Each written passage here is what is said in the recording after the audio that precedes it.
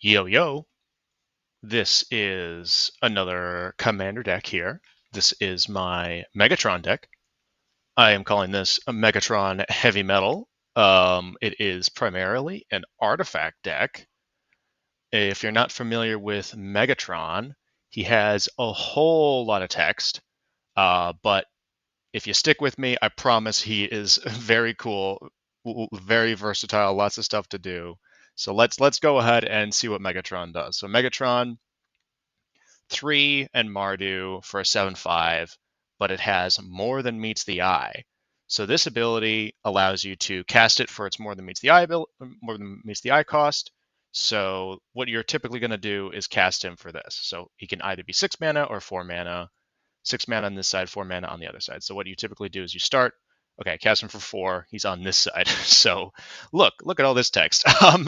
So on this side, he has Living Metal, which means as long as it isn't your turn, he is a or as long as it is your turn, he is a creature. So when it's not your turn, he's a vehicle, not a creature. There's no way to crew him.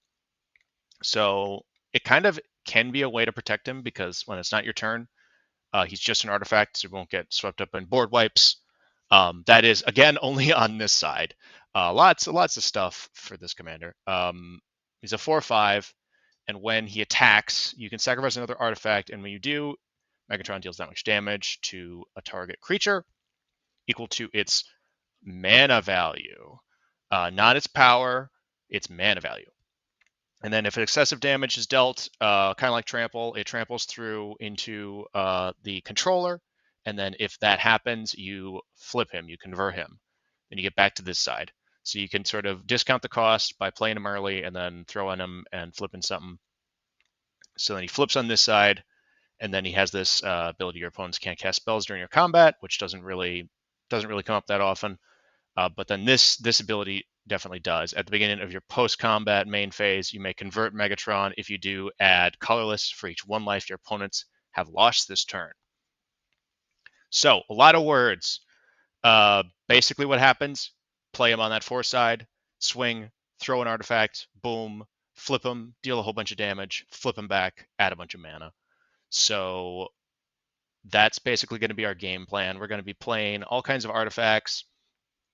There's a lot of Megatron lists out there, but this one I try to focus on artifact creatures because you can sacrifice them to Megatron. You can also just attack with them. So then if you have multiple out, you can do a big alpha strike, deal a bunch of damage to your opponents, and then this ability on this side of Megatron, it's 1 life for each opponent's 1 life your opponents have lost this turn, not only from Megatron, but from all your creatures, all of your effects. You just add a whole bunch of colorless mana, and then with that colorless mana, you can cast more artifacts, and just get tons and tons of mana. Like usually at a minimum, you're going to get like 7 if Megatron can hit. So you're going to get like 7 plus however much damage you dealt with the trample over. You can also just sort of disregard this side and play this side. You do have to convert him back and forth if you do this flip. But you could also just add a bunch of mana once and have that be really good. So that's the plan. Play some really great artifact creatures. That's why I call this heavy metal. Big artifacts. Just this like wall of steel coming at your opponents. So you're going to play all kinds of sweet cards like Wormcoil Engine. Perfect because it dies. You want to have like ETB and dies triggers. You want to have your big creatures not only function as attackers, but function if they get sacrificed. So you throw them at stuff, and then you get some value there. So like Wormcoil, very good. You could throw it at somebody, throw it at their big creature, kill it, get your little tokens, add a bunch of mana. Triplicate Titan, just a big Wormcoil. Love this card. Really 9/9 Vigilance Trample, flying, threefold Thunderhulk. Steel Seraph, really great. Prototype is a very good ability in this deck because you can sort of be flexible with how you cast your creatures. So like Skitter Beam is a very good example of this. You can play it for 5, get 3 Skitter Beams, and then start flinging them for 5 at creatures. So yeah, Prototype lets you cast it by this alternate cost, which changes its color and its mana value, which is very strange because intuitively you would think, oh, if you play this for 5, you can throw it for 9, but no, you can only throw it for 5. But that's still good because you get 3 permanents. Each of them have a CMC of 5. So this card may be one of the most quintessential Megatron cards because not only can you play it right after Megatron on 4, you play Megatron 4, Skitter Beam on 5, start swinging, add in a bunch of mana. You can also, if you get it later on and you just get tons and tons of mana, which is something that's going to happen in this deck, you're just going to get a lot of colorless mana, sometimes more than you can even use. You can even you'll be able to get this 9. It seems a little bit daunting at first, but getting that 9, not super difficult with Megatron. And then you have these bigger versions of the Skitter Beams that are 9, so you can fling them for 9. Maybe you hit a 1/1 and you do 8 damage direct to an opponent's face, or you deal 9 to something big, like you can kill their biggest creature with this 3 different times. So definitely an amazing card. Phyrexian Triniform, another one of these dies triggers, also has this huge Encore ability, which allows you to get 3 of these 9/9s, which you can also swing. Just fun, huge artifacts. And then the reason that I have those huge artifact creatures is like also, I mean, there's also a lot of great artifact creature synergy in these colors. Playing a non-blue artifact deck is very interesting. That's one of my favorite parts about this deck is that it just like you get to play some of these weird cards. Like normally in an artifact deck, you're going to play all these blue like tutors or like draw extra cards or just kind of blue control stuff. This is more of like an artifact aggro-ish mid-range deck. So you get to play cards like Alebu, which give all your artifact creatures haste, or Anrakir, which is an artifact creature that lets you cast artifacts from your graveyard or your hand whenever it attacks, or Imhotep, which can give your artifact creatures menace and then make these little Necrons whenever an artifact card leaves your graveyard. But probably the best of these is Illustrious Wanderglyph, just because it's really good by itself. Every upkeep, if you're at the City's Blessing, which you're probably gonna do, every upkeep you get a 1/1 gnome, and then every upkeep you get a gnome no matter what. But then if you have the City's Blessing, your artifact creatures get +2/+2, so that'll affect the gnomes. Usually people play this card just to make big gnomes every single turn, like not only on your turn but your opponent's turns. But in this deck, this also is like an anthem that's going to buff Megatron, buff most of your attackers. So a lot of fun there. Um, Another thing about this deck, it's like big artifact creatures, but also a little bit of Reanimator. So that's why I'm playing like Priest of Felrights. I wish this was an artifact creature. I want to play as many as I can, but it's just so like valuable, so low costed, able to bring back like a a Phyrexian Triniform, something big from your graveyard that you've either tossed with Megatron or you've discarded. So another thing is I have a couple of sources of discard, like Brass's Tunnel Grinder, Collector's Vault, Dowsing Device doesn't discard, but just discarding cards into your graveyard to be able to bring them back with some of these reanimator tools like Wake the Past. I think every time I've played this card, I've won the game immediately on the spot because it's just so good. Returns all your artifacts, not only your creatures, but all your little mana rocks, and gives them haste. So then you could just do a crazy big alpha strike, win the game there. A lot of the card advantage here is like loosely based on graveyard stuff or sacrificing stuff, just because you're going to be doing that once a turn. The plan is to do that once a turn. So getting those big things in the graveyard, you can bring them back with something like an Iron Soul Enforcer or a Campus Renovation or a Scarecrow. Very cool card, very specific to artifact creatures.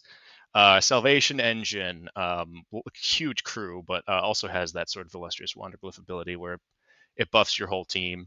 So yeah, those are some fun cards. Some fun little value pieces. Imskier, really good. Wish he was an artifact. It's just like most of the cards, I'm just trying to get as many artifacts as I can. Feel bad not playing these. Like Moria Scavenger. This is another piece of discard that I was looking for earlier, but it's just very efficient. 3 mana, like it's 1 mana more than like a Goblin Rummager, but it has haste, so you can sort of use that ability right away. It's so many things this card does. So it'll tap, you discard a card, draw a card, get a good artifact in your graveyard, draw a card, and then you can amass Orcs 1. So you just have this little token you can use to jump block with if you want. And also has Death Touch. So just all around nice little guy here. I feel like this is a little bit of a hidden gem, this card. If you're in Rakdos, I would say consider playing this. Goblin Welder, very, very good. This is definitely a good Goblin Welder deck. Not too many small things to sacrifice, but you're going to be wanting to do this anyways. Just taking something in play, swapping it with something in the graveyard. That's sort of what you're doing with this deck anyways. And yeah, just this little guy. I do happen to have one of these. He's very expensive, so I could throw him in the dollar upgrades. Because this is a little bit of a lower budget deck. The lands are, I mean, you can always swap these out with like more basics or more less efficient dual lands, two color lands, a little bit more budget stuff. But I have like in paper, I have like all the shocks for this. I've just sort of accumulated them over the years, like traded for my Goblin Welder. So it's a low budget deck, but I've tried to trade for some good stuff. But there are a lot of like great upgrades you can do. Just three colors, artifact stuff, lots of cards available for this. But yeah, disruption. You are in some of the best colors for disruption possible. But once again, I'm trying to play as many artifacts as I can. So I'm still playing Meteor Golem. It's a lot of mana, but this deck can make a lot of mana, and then it can throw this Meteor Golem pretty well. Duplicant, a little bit overcosted these days, but it's just about the best you can get. Just exile a creature, takes care of anything good. Demonic Junker was a great recent card for this deck because not only does it destroys something, but it also can cost a lot less. Affinity for artifacts is a line of text that you really want to look for in this deck because you're gonna be able to play it for cheap and then swing and throw it for a lot of damage. So Demonic Junker not only kills something, but then I can throw it to kill something else. Dalek Drone, pretty sweet. Makes your opponents lose life. Just a great flying menace attacker. Cut to Ribbons. I think this is a little secret tech here, because you can play it, kill something pretty good, 4 damage. That's going to get something pretty substantial you want to kill, and then later on you can play Ribbons. If like I was saying earlier, you get so much mana you don't know what to do with it, you can play Ribbons to do a whole bunch of damage. Just pile in from like X equals 9, or you can play Ribbons earlier as like a big like mana bomb. So say you have 10 mana, Ribbons equals 8. Do 8 damage to everybody. That's 8 times 3, 24. Add 24 mana with Megatron. Do something else. So yeah, absolutely love this card. Chaos Defiler, really, really good. Perfect for this deck. Artifact creature. When it either enters or dies, you destroy a non-land permanent at random that your opponents control. You pick one for each opponent, randomly destroy one of those 3 cards. So you can do this when it enters and then when it dies. So that works with Megatron pretty well because you can sack it immediately. Not super targeted disruption, but you're going to get something. You're going to get two of the best things your opponents control every time this thing cycles through. So that is oh yeah, the mass disruption, trying to stick to like just either really efficient Blasphemous Edict, 1 mana board wipes, really good, or some of these cards that won't kill your artifact creatures. Like Delete does a bunch of damage to your non-artifact creatures, or Organic Extinction, destroy all non-artifact creatures. So this deck has a lot of like board presence, so you want to make sure you can maintain that board presence while you're disrupting your opponent's plan. So you have like ways to protect your team, like Paladin Dance or Dawn's Truce or Thrilling Encore. have not played this card very much, but every time I have, it's just made everybody at the table go, "Oh no," because you return all things to the battlefield, not only your creatures but your opponent's creatures. Very sweet, lots of mana, but I say it's worth it if you can get it going. It's like, okay, come on, you win. um, but yeah, as you notice here, I got lots of potential upgrades. Like a lot of these just huge artifacts that cost a lot of mana, but they have really really good effects. So they end up sort of being valuable, being pricey. $32 for a Port of Phyrexia. Would love to have this. Each opponent sacrifices 3 creatures. You can sack it, boom, do a bunch of damage. Microsynth Golem, absolutely crazy. Being just 11 mana with affinity for artifacts, you can fling it at stuff. Um, Cybermen Squadron. Really wish I could play this card. Really wish. I guess it's gone down in price. Maybe I'll find one. Non-legendary artifact creatures you control have myriad, so you're just going to be having a big board get 2 times bigger, 3 times bigger whenever your creatures attack. So yeah, lots of upgrades, lots of unfortunately cards I have cut over the years. I've had this deck for a little bit. Used to have like Cauldron of Eternity, uh, these like black kill spells, Metalwork Colossus. Uh, Definitely makes me feel sad, but you gotta only play a certain number of these, or else your deck just gets kind of impossible to play. Scuttling Doom Engine. Oh, poor guy. Has to get taken out. Not quite as good anymore. Starscream on flavor, but unfortunately not quite good enough. Sorry, Starscream. So yeah, this is Megatron. Let me know. Lots of Megatron decks out there, but I like this one in particular just because, like I said, those big artifact creatures. Let me know if you've got a Megatron deck. Let me know what kind of strategies you go into. There's also a little bit of lifelink, which is a little bit weird, just because Megatron does a lot of damage. So giving him lifelink can just gain you tons and tons of life because not only does he attack, he flings something, he does the damage, um, just more and more life. That's why Whip of Erebos is also very good because it's an artifact. So yeah, I could just talk about this deck forever, but I think we're gonna stop it there. So have a good one.